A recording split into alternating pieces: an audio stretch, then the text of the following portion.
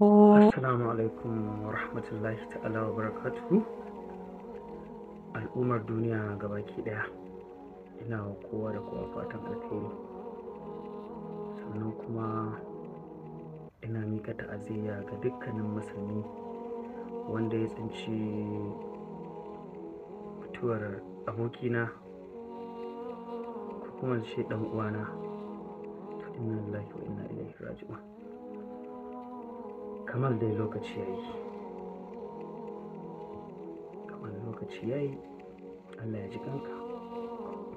Allah ya rahamshe ka. Allah ya kai haske kabarinka. Allah ya kai ka gidan aljanna. Allah ya saka rabauta. Allah kuma ya raba ka da duhun kabari. Ya kai haske kabarinka. Musamman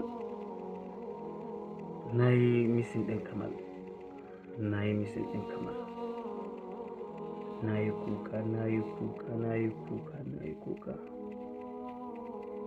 Har hawayen ma ya daina fitowa. Na yi jimami, na yi jimami har na gaji. Which is kukan nan na ga ba zai taɓa taimaka ma Kamal ba in ba addu'a ba.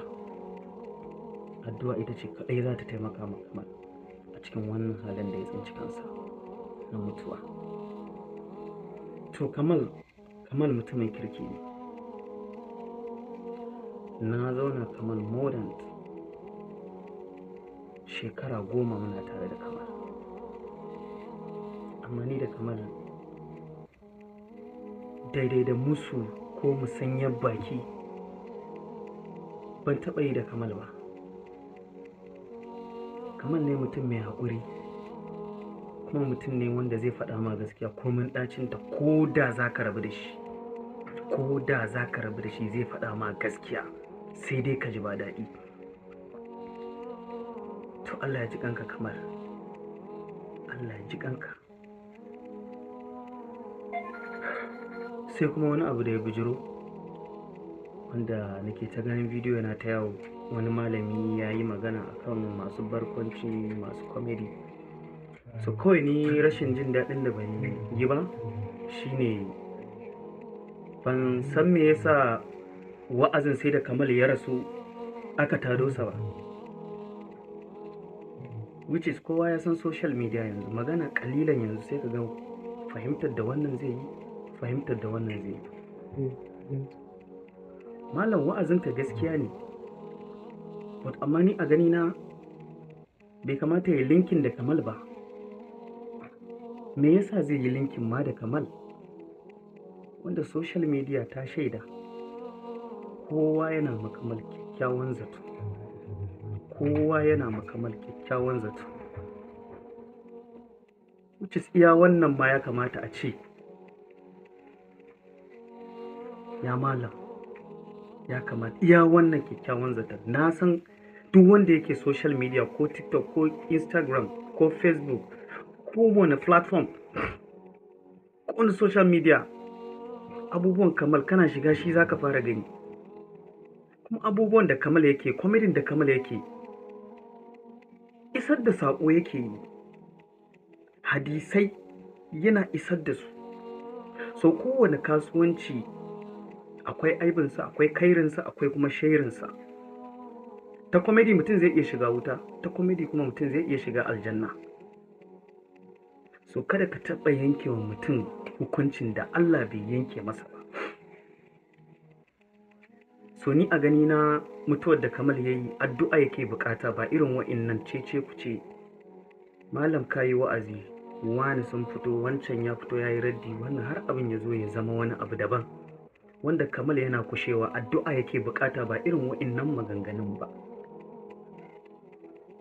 Ban san me yasa wa'azin ya linkin da Kamal ba.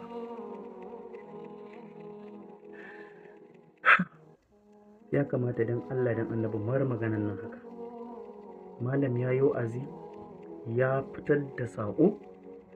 So ilimi kogi ne, kowa kuma da fahimtarsa. To dan Allah, dan girman Allah, Kamal bukata yake, addu'a yake bukata, addu'a yake bukata. Sannan ina godiya ga dukkan musulmi da suka yi wa Kamal fatan alkhairi. Muna godiya Allah ya amshi addu'o'inku. Mun ga addu'o'i bila adadin, ba iyaka, ba za ka iya, they are uncountable, ba ka iya ƙirga su ba. Iya wannan ana kyautata zaton insha Allahu Kamal mai rabo ne, saboda Kamal bai da abokin rigima, bai da abokin faɗa. Kamal ko zaginsa kai sai dai ya yi dariya yi kawai ya ce ba kuwa mai rayuwa ne. Allah ya ji kanka Kamal, Allah ya gafarta ma, Allah ya gafarta ma, Allah ya sa aljanna ce makomarka. Muna kyautata zaton insha Allahu za ka shiga aljanna. Muna kyautata zato, saboda an ce shaidar duniya ita ce ta ƙiyama. Imma an shaide ka mutumin banza, imma an shaide ka mutumin kirki. Allah ya ji kan Kamal, Allah kuma ya ba mu haƙurin rashinsa. Dan na san Kamal zai yi wuya ya fita daga cikin zuciyata lokaci guda. Abu ne mai wuya, saboda na shaƙu da shi tamkar ɗan uwana, kai fiye da ɗan uwana ma. Dan a cikin ‘yan uwana yana ɗaya daga cikin waɗanda nake tunawa da shi a koda yaushe. Allah ya ji kanka, Allah ya gafarta ma.